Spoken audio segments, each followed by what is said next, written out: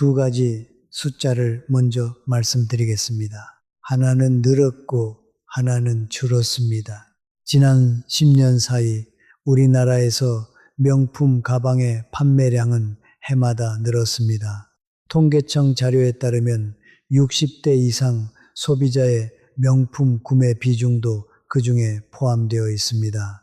그런데 같은 기간 보건사회연구원이 조사한 자료를 보면 65세 이상 어르신들이 스스로를 평가하는 자존감 점수는 오히려 낮아졌습니다. 더 비싼 것을 걸치는데 스스로에 대한 품격은 줄어들었습니다.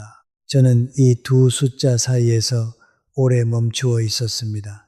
90이 넘은 저도 한때 이 두 숫자의 틈 사이에서 방황한 적이 있었으니까요. 무엇인가를 더 갖추면 나아질 것이라 믿었던 그 시절이 있었습니다. 그런데 나아지지 않았습니다. 오늘은 그 이유를 여러분과 함께 찾아보려 합니다. 품격 있는 사람과 그렇지 못한 사람 사이의 진짜 차이, 그것은 누구도 예상하지 못한 곳에 숨어 있었습니다. 오늘 저는 몇 가지 용의자를 하나씩 살펴볼 것입니다. 그리고 마지막에 아마 여러분이 오랫동안 반대로 알고 계셨던 그 진범을 만나게 될 것입니다. 서두르지 않겠습니다. 제 나이가 되면 서두를 이유가 없으니까요. 먼저 한 분의 이야기부터 시작하겠습니다. 경상남도 사천에 사시는 허선임 씨라는 분이 있었습니다. 올해 73이 되셨습니다. 젊어서부터 한복 바느질을 해오신 분으로 동네에서 손이 빠르고 솜씨가 고와서 혼수 한복을 맡기는 집이 많았습니다. 실밥 하나 남기지 않는 것이 그분의 자존심이었습니다. 그런데 몇 해 전 건강이 나빠지면서 바늘을 놓게 되었습니다. 허선임 씨가 가장 두려워한 것은 몸의 아픔이 아니었습니다. 바느질을 내려놓는 순간 자기 자신도 어딘가에 내려놓이는 것 같은 기분이었다고 합니다. 그 뒤로 아침이 달라졌습니다. 예전에는 일찍 일어나 손을 씻고 단정하게 옷을 입고 가게 문을 열었습니다. 이제는 일어나도 옷을 갈아입지 않는 날이 생겼습니다. 끼니를 거르는 날도 늘었습니다. 현관 앞 신발은 먼지가 쌓였습니다. 가장 아끼던 쪽 가위는 서랍 깊숙이 들어가 나오지 않았습니다. 어느 날 오후 막내딸이 찾아왔습니다. 현관문을 여는 순간 딸의 발걸음이 멈추었습니다. 신발 때문이었습니다. 허선임 씨가 평생 신어온 검은 단화, 그 위에 먼지가 뽀얗게 앉아 있었습니다. 딸은 아무 말도 하지 않았지만 눈가가 붉어졌습니다. 그날 밤 허선임 씨는 혼자 앉아 오래 생각했습니다. 그리고 이런 말을 서랍에 적어두었다고 합니다. 내가 신발을 잃은 것이 아니다. 내가 나를 잃었다. 여러분, 지금 이 이야기가 낯설지 않으신 분이 계실 것입니다. 일이 끝난 뒤, 아이들이 다 자란 뒤, 곁에 있던 사람이 떠난 뒤, 어떤 이유로든 아침이 흐릿해진 경험이 있으신 분이라면 허선임 씨의 그 서랍 속 한 줄이 남 얘기가 아닐 것입니다. 내가 나를 잃었다. 오늘 우리는 그 잃어버린 나를 어떻게 다시 찾는지 이야기해 보겠습니다. 그런데 먼저 한 가지를 분명히 해야 합니다. 여러분을 품격 있게 만드는 것이 무엇인지 찾기 위해 저는 오랜 세월 사람을 보아왔습니다. 그 결과 여러 가지 용의자를 만났습니다. 모두가 범인이라고 손가락질했지만 막상 들여다보면 진범이 아니었습니다. 첫 번째 용의자부터 만나보겠습니다. 많은 분들이 이것을 범인으로 지목합니다. 바로 돈입니다. 비싼 옷, 유명한 가방, 번지르르한 물건이 사람을 품격 있게 만든다고 많은 분들이 믿습니다. 틀린 말은 아닙니다. 단정한 차림이 첫인상을 바꾸는 것은 사실입니다. 하지만 이것이 진범일까요? 서울 마포에 사시는 임광수라는 분이 계셨습니다. 올해 69이 되셨습니다. 30년 넘게 중소기업에 다니다 정년을 맞으신 분입니다. 퇴직 후 아내의 권유로 백화점에 가서 양복 한 벌을 맞추었습니다. 한 달치 연금의 절반에 가까운 돈이었습니다. 그 양복을 입고 매일 공원에 나갔습니다. 그런데 한 가지 이상한 일이 생겼습니다.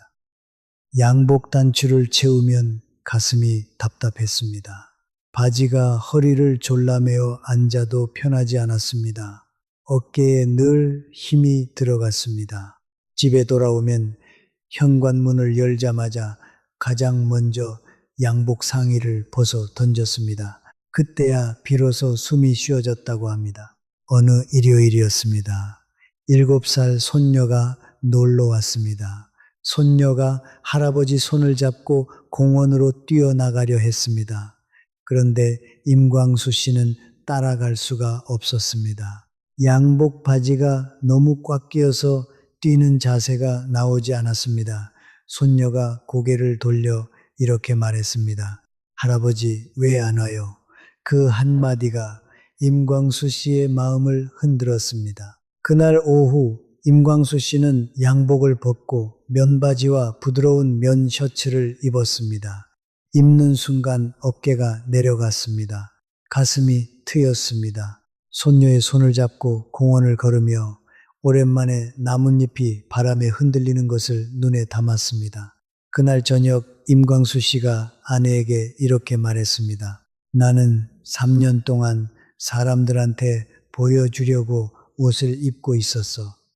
오늘 처음으로 나를 위해 입었다. 이것이 첫 번째 중요한 사실입니다. 비싼 옷을 걸치면 품격이 생기는 것이 아닙니다. 오히려 그 반대인 경우가 많습니다. 돈은 첫 번째 용의자로 지목받았지만 진범이 아닙니다. 돈은 공범일 수 있습니다. 하지만 진범은 아닙니다. 그렇다면 무엇이 진짜 범인일까요? 두 번째 용의자를 만나기 전에 잠깐 멈추겠습니다. 여러분은 지금 입고 계신 옷이 몸에 편하십니까? 어깨가 당기거나 허리가 답답하거나 숨이 짧아지는 느낌은 없으십니까? 단 3초만 확인해 보십시오. 지금 이 순간 몸이 편안한지 아닌지, 몸이 편안해지는 순간 마음도 따라서 풀어집니다. 이것은 단순한 상식이 아닙니다.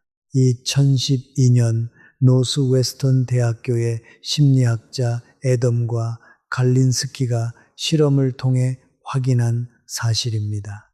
연구자들은 같은 흰 가운을 두 그룹에게 나누어 주었습니다.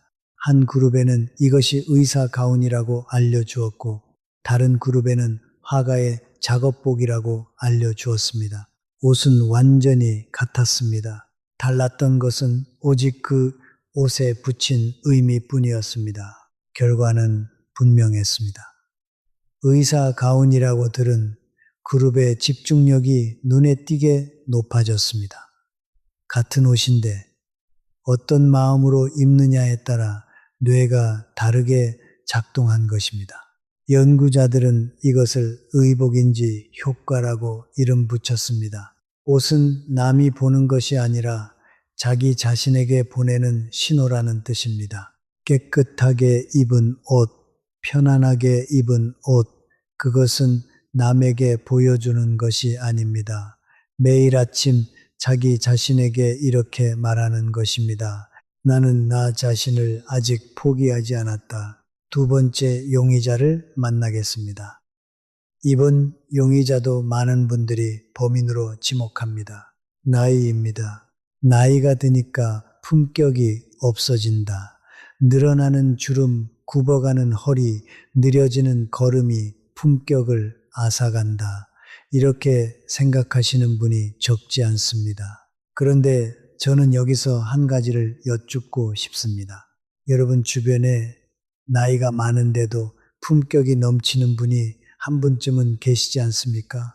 이마에 주름이 깊은데도 방에 들어서는 것만으로 공기가 달라지는 분, 말수가 많지 않은데도 그 한마디가 오래 남는 분 있으시지요? 그렇다면 나이는 범인이 아닙니다. 나이는 단지 시간일 뿐입니다. 시간이 사람을 망가뜨리는 것이 아니라 시간 속에서 사람이 무엇을 선택했느냐가 품격을 만듭니다. 그렇다면 무엇이 진짜 범인일까요? 세 번째 용의자를 만나보겠습니다. 이번 용의자는 조금 더 그럴듯합니다. 고통입니다. 혹은 상실입니다. 바느질을 내려놓아야 했던 허선임 씨, 정년을 맞이한 임광수 씨, 아내를 먼저 보낸 분, 자식이 멀어진 분, 오랫동안 하던 일을 그만두어야 했던 분, 이런 상실의 경험이 사람을 무너뜨린다고 많은 분들이 생각합니다. 맞습니다. 상실은 사람을 흔듭니다. 강하게 흔듭니다. 하지만 여기서 중요한 사실이 있습니다. 같은 상실 앞에서도 어떤 분은 흔들리고 무너지는데 어떤 분은 흔들리되 쓰러지지 않습니다. 그 차이는 어디에서 옵니까? 저는 그 차이를 찾다가 마침내 진범을 발견했습니다. 이제 진짜 범인을 말씀드릴 시간이 왔습니다. 그런데 먼저 한 가지 고백을 하겠습니다.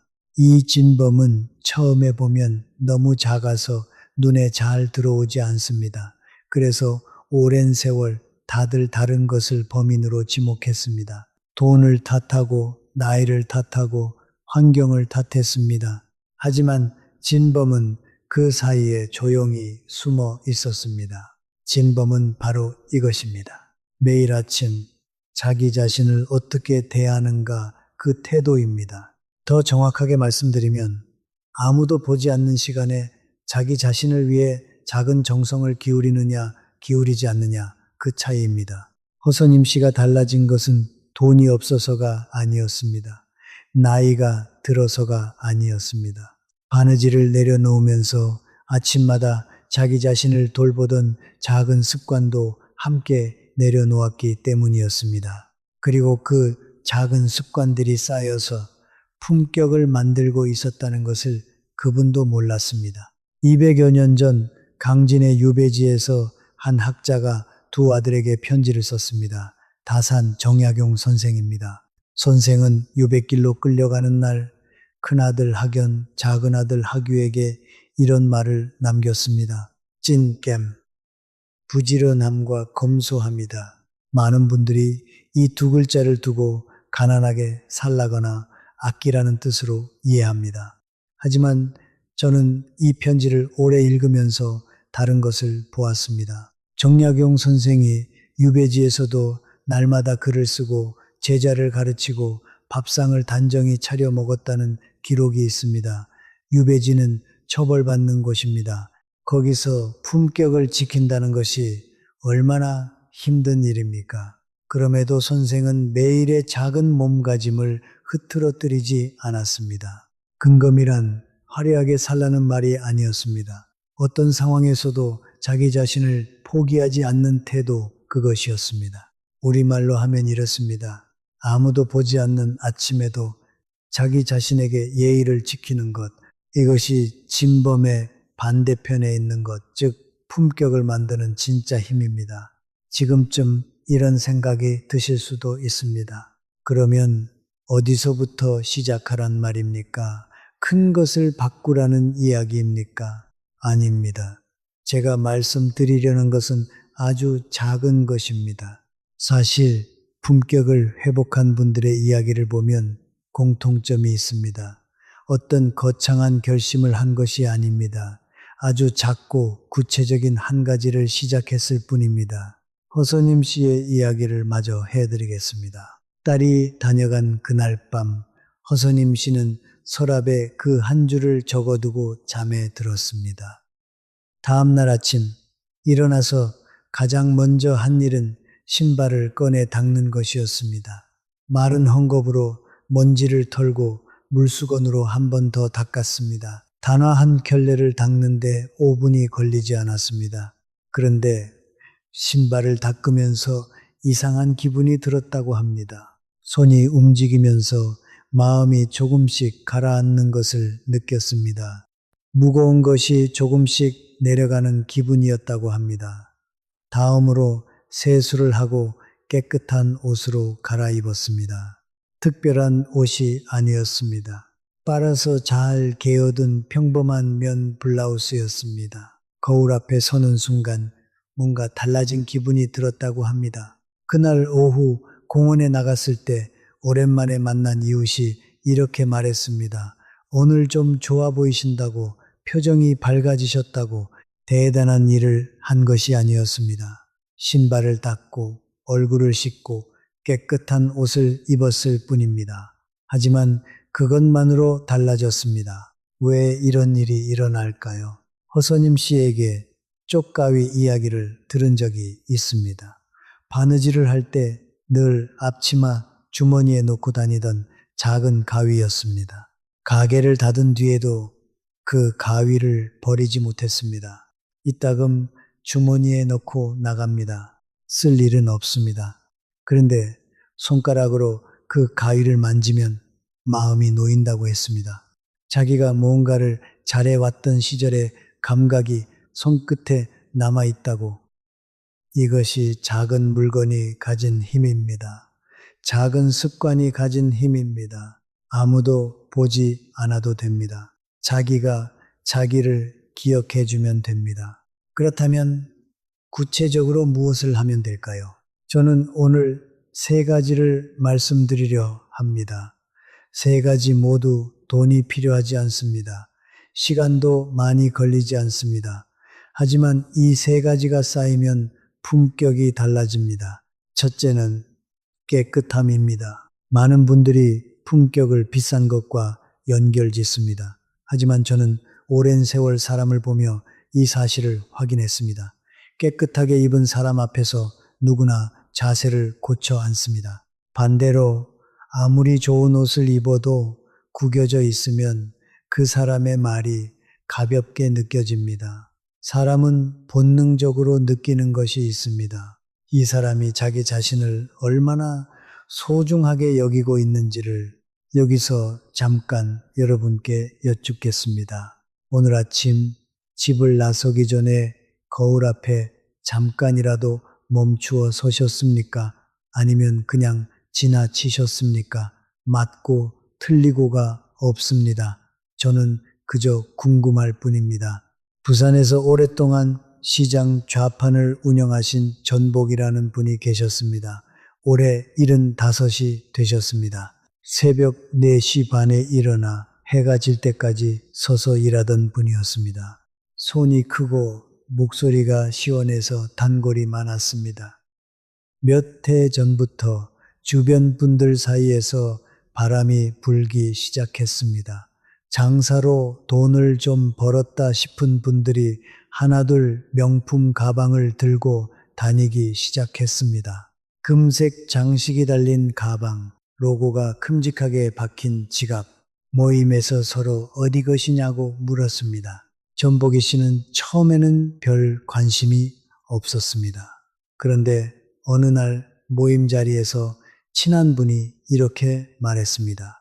복이야, 너는 아직도 그 가방이니? 장사 잘 되잖아. 하나 장만하지. 그 한마디가 마음에 꽂혔습니다. 무시당하는 것 같았습니다. 다음 주에 백화점에 가서 한 달 수입에 가까운 돈을 주고 가방을 샀습니다. 모임에 들고 나갔을 때 사람들이 알아봐 주었습니다. 기분이 좋았습니다. 그런데 그 기분은 오래가지 않았습니다. 다음 모임에 다른 분이 더 비싼 것을 들고 왔습니다. 다시 뒤처진 기분이 들었습니다. 또 샀습니다. 비싼 외출복도 샀습니다. 3년이 지났습니다. 어느 날 밤 가게 문을 닫고 혼자 앉아 장부를 폈습니다. 숫자를 보는데 손이 떨렸습니다. 카드값이 매달 쌓여 있었습니다. 남는 돈이 없었습니다. 전부 체면을 유지하는데 나가고 있었습니다. 그날 밤 전복이 씨는 오래 앉아 있었습니다. 그리고 다음 날 결심했습니다. 명품 가방과 무리한 옷들을 정리했습니다. 예전처럼 깨끗하게 빨아입은 흰 남방과 편한 바지로 돌아갔습니다. 처음에는 수근거리는 소리가 들렸습니다. 장사가 안 되나 보다. 형편이 어려워졌나 보다. 하지만 전복이 씨는 신경 쓰지 않았습니다. 1년이 지났을 때 그 모임에서 빚이 없는 사람은 전복이 씨뿐이었습니다. 이로부터 저는 한 가지를 새삼 확인했습니다. 중국의 노자는 이렇게 말했습니다. 지족자부, 족한 줄 아는 사람이 참으로 부유한 사람이다. 지금 가진 것으로 충분하다고 느낄 수 있는 사람의 마음에는 빈자리가 없습니다. 빈자리가 없으니 불안이 들어올 틈도 없습니다. 불안이 없으니 판단이 흔들리지 않습니다. 판단이 흔들리지 않으니 돈을 헛쓰지 않습니다. 깨끗하게 입는 것은 비싸게 입는 것이 아닙니다. 형편에 맞게 입되 흐트러지지 않는 것입니다. 전복이 씨에게는 어머니가 물려준 손수건이 하나 있습니다. 20살 때 어머니가 직접 수놓아준 하얀 손수건입니다. 값으로 치면 아무것도 아닙니다. 하지만 전복이 씨는 그 손수건을 40년이 넘도록 아끼고 가지고 다닙니다. 이유를 물으니 이렇게 말했습니다. 이건 돈 주고 살 수 있는 게 아니에요. 이제 아무도 이런 걸 만들어줄 사람이 없으니까 그 손수건 한 장에 담긴 것은 천의 가치가 아닙니다. 시간의 가치입니다. 그리고 그 시간을 소중히 여기는 태도, 그것이 진짜 품격입니다. 이제 두 번째입니다. 비우는 것입니다. 옷장 이야기를 잠시 하겠습니다. 옷장을 정리하는 일이 왜 품격과 연결되는지 의아하신 분이 있을 것입니다.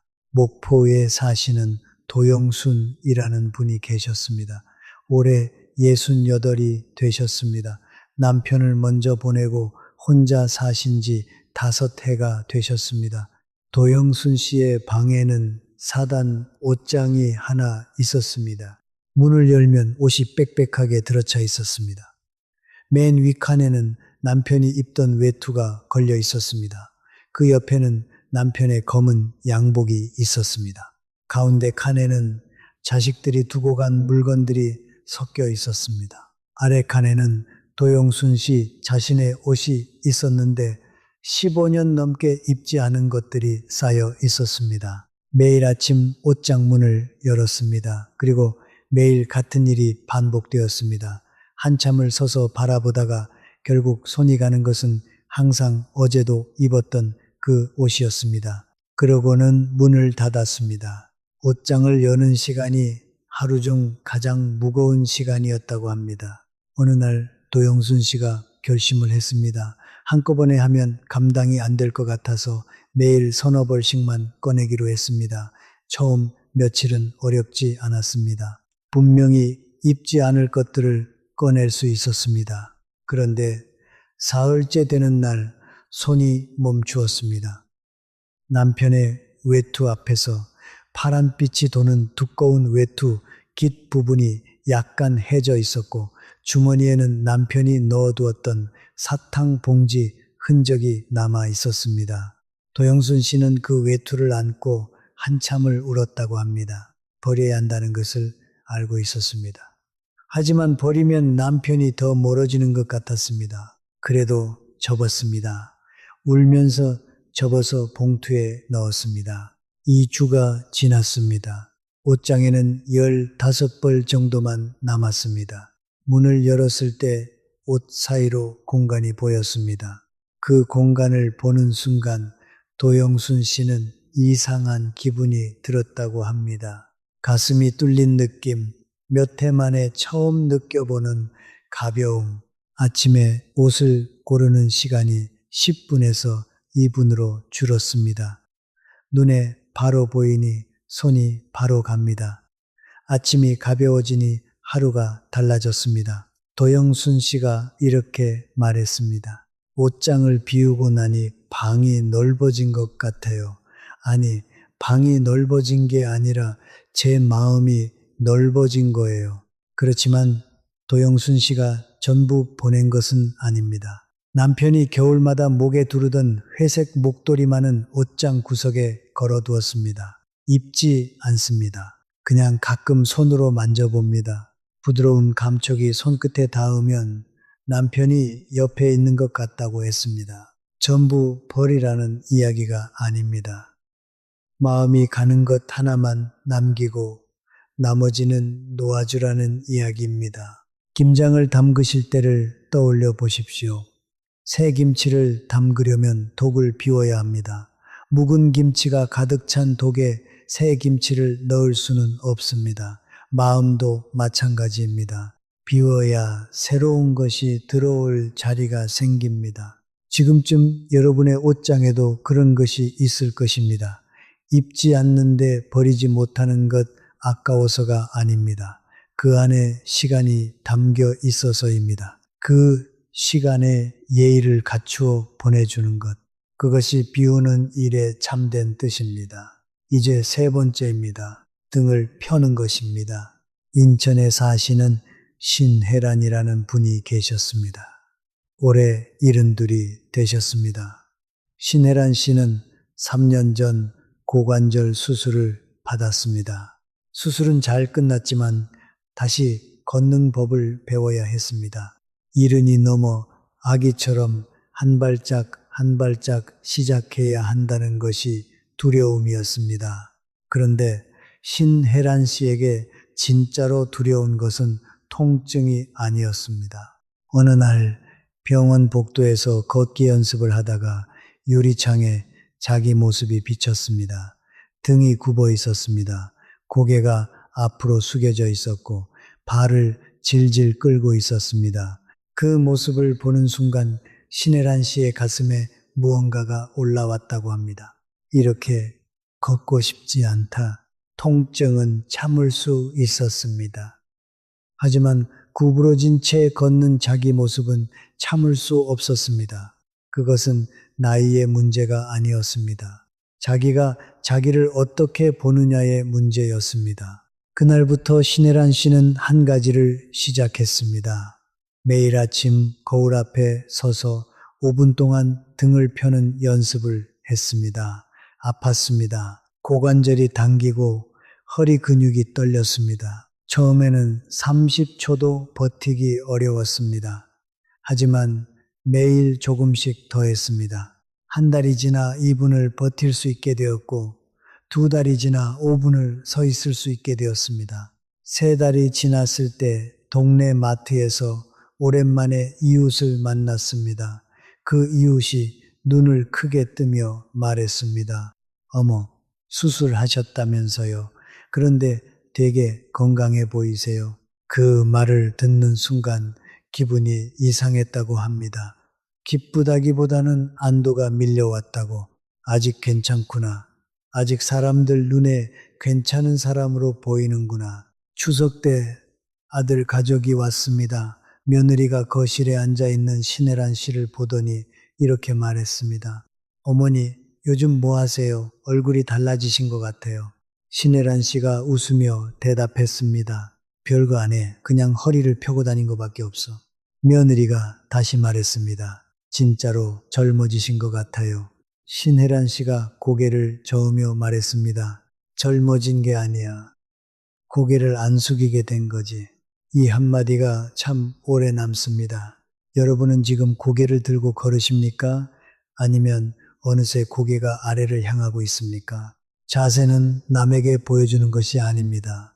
자기 자신에게 보내는 신호입니다. 등을 펴는 순간 몸이 뇌에게 이렇게 말합니다. 나는 아직 괜찮다. 나는 아직 여기 서 있다. 아무도 들어주지 않아도 됩니다. 몸이 먼저 말해주면 뇌가 알아서 듣습니다. 여기서 한 가지 제안을 드리겠습니다. 내일 아침 일어나시면 거울 앞에서 보십시오. 3분이면 됩니다. 바쁘시면 2분이라도 좋습니다. 머리 꼭대기에 가느다란 실이 하나 달려있다고 상상해 보십시오. 그 실이 천장을 향해 가볍게 당기고 있습니다. 억지로 세우는 것이 아닙니다. 실이 당기는 대로 자연스럽게 따라가는 것입니다. 어깨에 힘을 빼고 숨을 한번 천천히 쉽니다. 그리고 거울 속 자기 눈을 3초만 바라봅니다. 마지막으로 자기 자신에게 한마디만 건네보십시오. 큰 소리가 아니어도 됩니다. 속으로 해도 됩니다. 오늘도 괜찮을 거야. 이 한마디면 됩니다. 이 3분이 하루를 바꿉니다. 신혜란 씨에게는 지금도 매일 아침 하는 습관이 있습니다.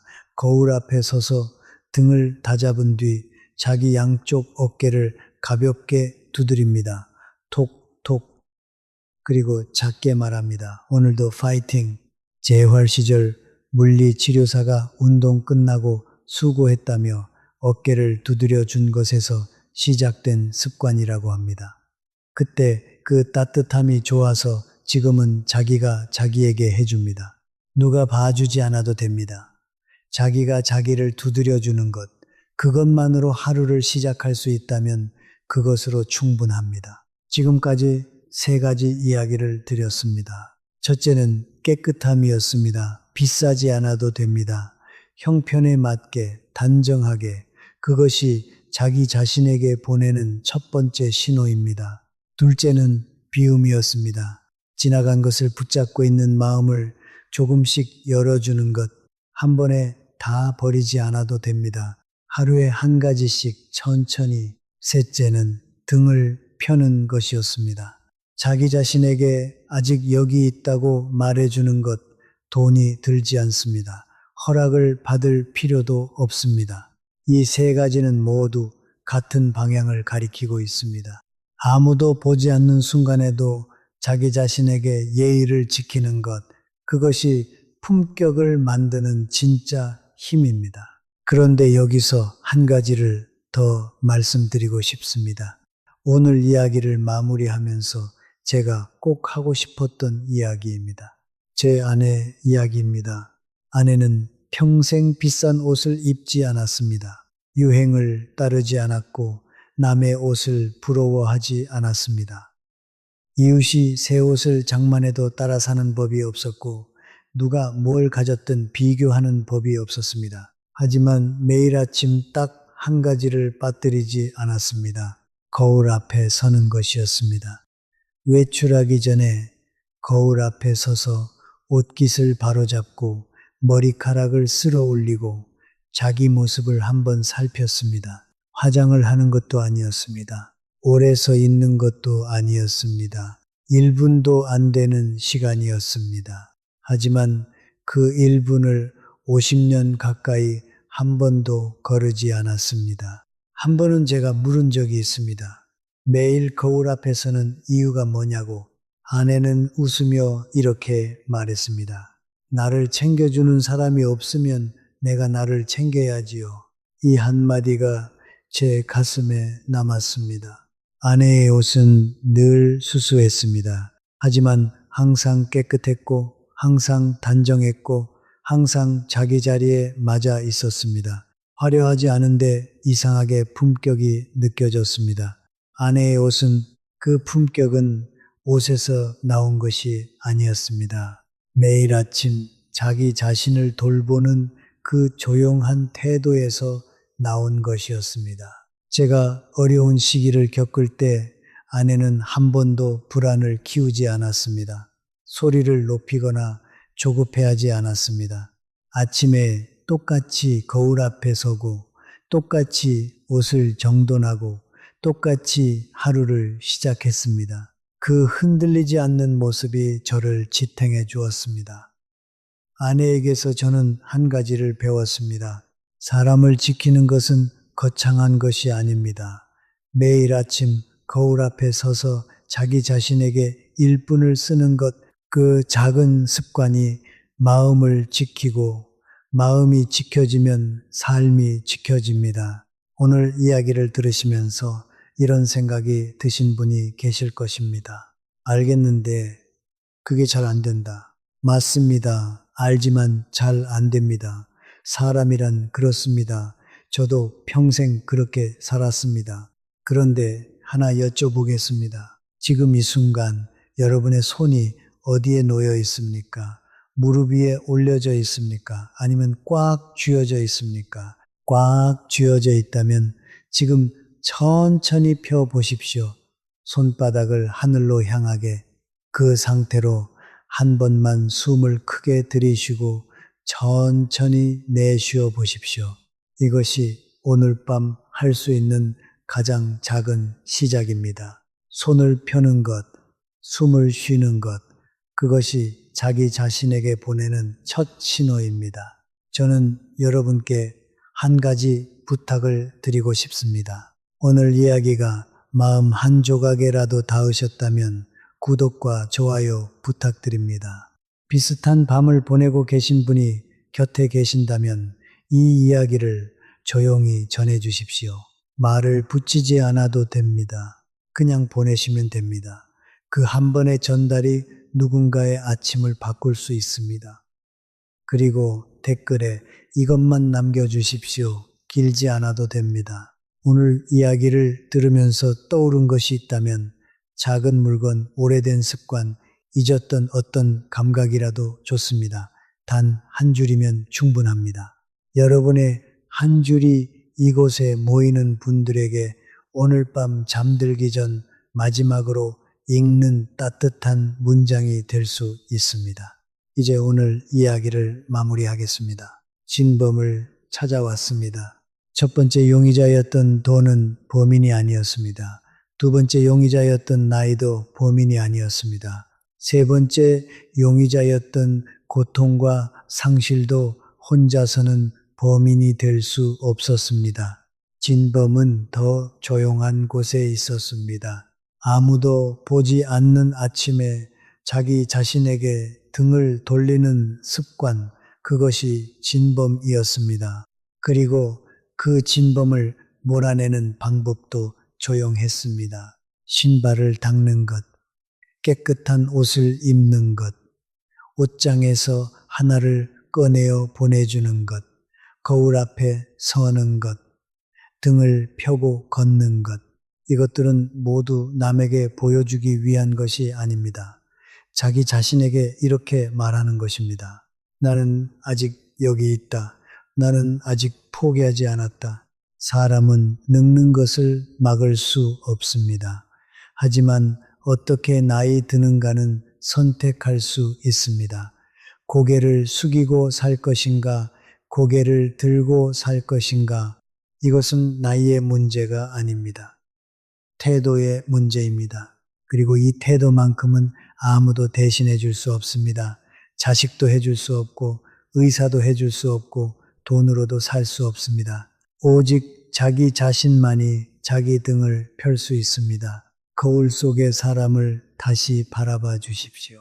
그 거울 속의 분은 험한 시절을 다 건너오신 분입니다. 많은 것을 감당해 오신 분입니다. 그분이 오늘 밤 조금이라도 편안히 눈을 감으실 수 있기를 저는 내일도 이 자리에서 여러분을 기다리고 있겠습니다. 오늘 밤은 어깨를 내려놓으시고 편히 쉬시기 바랍니다.